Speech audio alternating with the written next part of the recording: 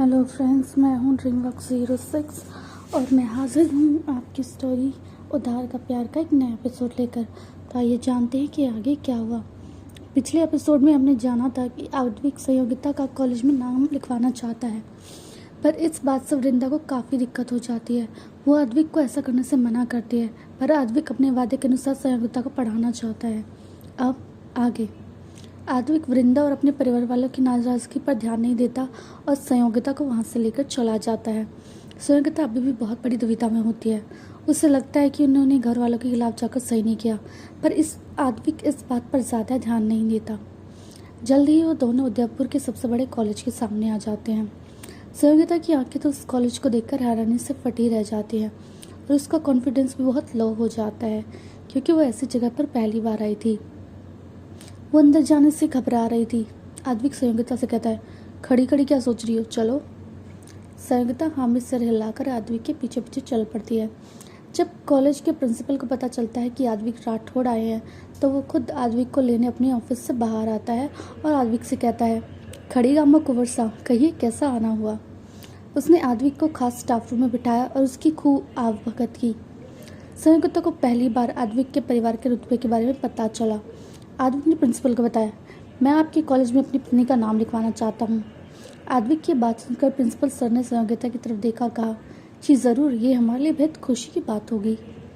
भले ही वो आद्विक की कितनी ही चापलूसी कर रहा हो, पर इस सवाल तो उसके मन में भी था कि आद्विक जैसे पढ़े लिखे आदमी ने इतनी छोटी उम्र की और इतनी कम पढ़ी लिखी लड़की से शादी क्यों की, और उसके रहन सहन से भी वो आद्विक के बराबर की नहीं लग रही थी। खैर, उससे क्या। संयोगिता को उसी समय कॉलेज में एडमिशन कर दिया गया। प्रिंसिपल सर ने संयोगिता से कहा, आपकी क्लास अभी चल रही है, आप चाहें तो अभी क्लास में जाकर देख सकती हैं। आद्विक को लगा कि संयोगिता आज तो नहीं रुकेगी, शायद क्योंकि उसे अजीब लग रहा होगा, पर संयोगिता खुशी से बोली, हाँ हाँ, मैं चलूँगी। संयोगिता के चेहरे की खुशी देखकर आद्विक भी खुश हो गया। उसे नहीं पता था कि संयोगिता अपनी पढ़ाई को लेकर इतना सीरियस थी, नहीं तो वो पहले ही उसका नाम कॉलेज में लिखवा देता। आद्विक ने संयोगिता से कहा, मैं किसी काम से कुछ देर के लिए बाहर जा रहा हूँ, तुम अपनी क्लास अटेंड करो, क्लास खत्म होने के बाद मैं तुम्हें पिक कर लूँगा। यह कहकर आद्विक जा ही रहा था कि तभी संयोगिता उसके पीछे आकर बोली, आद्विक जी। आद्विक की बात सुनकर रुक गया, बोला, हाँ कहो। संयोगिता ने थोड़ी नम और खुशी भरी आंखों से कहा, आपका बहुत बहुत शुक्रिया। संयोगिता की आंखों में एक सच्चाई थी जो आद्विक को बहुत अच्छी लगी। उसे नहीं पता था कि उसका एक छोटा सा कदम संयोगिता को इतना खुश कर देगा। वो उसकी तरफ प्यार से मुस्कुराकर बोला, कोई बात नहीं, बस मन लगाकर पढ़ना। संयोगिता ने भी उसे मुस्कुरा कर देखा। आद्विक ने जब से संयोगिता को देखा था, तब से लेकर आज तक वो उसे कभी इतनी खुशी नहीं दिखा पड़ी थी। आज उसने पहली बार उसे इतना खुश देखा था और उसे इतना खुश देखकर वो भी बेहद खुश था। आद्विक उसे प्यार से मुस्कुराकर देखने लगा। संगीता भी उसे मुस्कुराकर देखने लगी कि तभी एक टीचर ने उनका ध्यान भंग किया। संगीता मैम, चलिए मैं आपको क्लास सिखा दूँ। संगीता ने हामी सिर हिलाया और वहाँ से उनके साथ चले गई, पर फिर भी वो मुड़ मुड़ कर आद्विक को देख रही थी। आद्विक भी मुड़ मुड़ कर उसे देख रहा था। उसके बाद जब संगीता वहाँ से चली गई तो आद्विक भी वहाँ से चला गया। संगीता को उसकी म्यूजिक क्लास में लेकर जाया गया। संयोगिता ने अंदर जाने से पहले अपनी चप्पल निकाल दी। उसकी टीचर ने कहा, अरे अरे, आपको ये करने की कोई ज़रूरत नहीं है। तब संयोगिता ने कहा, ये विद्या का मंदिर है, मुझे इसका सम्मान करना ही चाहिए।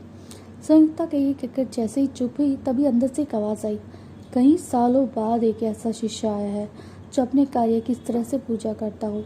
बेटी, मुझे पूरा भरोसा है कि तुम संगीत की दुनिया में बहुत नाम कमाओगी। संयोगिता ने उस इंसान की तरफ देखा जिसने ये बात कही थी। संयोगिता ने पाया कि वो अधेड़ उम्र के आदमी तो जो एक तबले के पास बैठे हुए थे। उन्होंने काले रंग के चश्मे पहने हुए थे, जिससे पता चल रहा था कि वो अंधे हैं। संयोगिता उन्हें हैरान होकर देखने लगी। तब उनकी साथ आई टीचर ने कहा, यही आपके गुरु हैं और आपको म्यूज़िक की शिक्षा देंगे। जब संयोगिता ने ये सुना तो उनकी तरफ खुशी से बड़ी उनके पैर छूकर बोली, प्रणाम गुरुजी। गुरुजी ने संयोगिता के सर पर हाथ फेर कर कहा, बेटी, तुम्हारी आवाज़ बहुत प्यारी है और उसके साथ ही तुम्हारे संस्कार भी। नहीं तो आज के समय में कोई अपने माता पिता का भी इतना सम्मान नहीं करता जो तुमने अपने गुरु को दिया है। तुम जीवन में बहुत आगे जाओगी। संगीता ने मुस्कुरा कर कहा, धन्यवाद गुरुजी। संगीता आज बहुत खुश थी। उसे तो जैसे उसके सपनों का जहान मिल गया था। वही दूसरी तरफ गुस्से से पागल हुई जा रही वृंदा और ज़ारा संगीता से बहुत समझा चुकी थी। वृंदा ने कहा, अब बस बहुत हुआ। अब इस संयोगिता का कोई ना कोई इलाज बिठाना ही होगा। इसने मेरे आदमी को अपनी मुट्ठी में कर लिया है। क्या वृंदा हो पाएगी अपनी चाल में कामयाब और कर देगी संयोग आद्विक और संयोगिता को दूर? क्या अपना सपना पूरा कर पाएगी संयोगिता या उसके रास्ते में आएंगी अड़चने?